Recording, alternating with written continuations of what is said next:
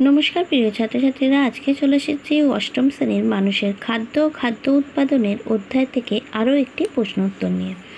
মৌমাছিদের জীবনচক্রে কয়টি দশা দেখা যায় ও কী কী, আর মৌমাছিরা কিভাবে বেড়ে ওঠে?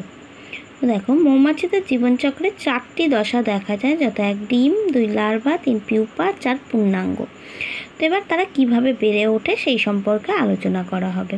দেখো, মৌমাছিরা প্রজননের সময় বা মিলনের জন্য রানী মৌমাছি অনেক পুরুষ মৌমাছিকে নিয়ে আকাশে উড়ে যায়। একে বৈবাহিক উড্ডয়ন বলে। রানীকে একমাত্র ড্রোন নিষিক্ত করে ও ড্রোনটি মারা যায়।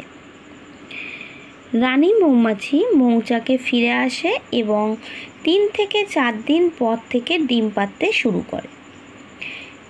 4. ডিম। দৈনিক 1500 থেকে 2000টি নিষিক্ত ও অনিষিক্ত ডিম পাড়ে রানী মৌমাছি।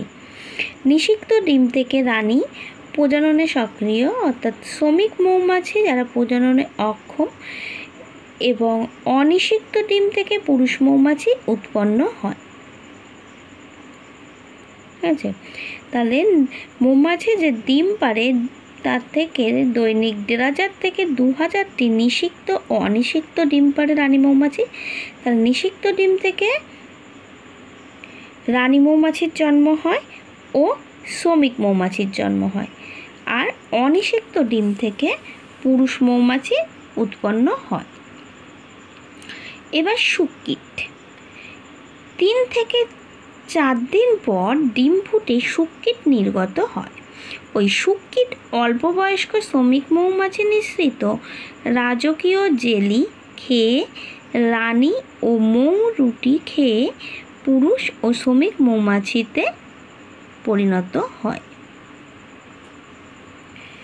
এরপরে হলো মুখকীট। শুককীটের পর আসছে মুখকীট।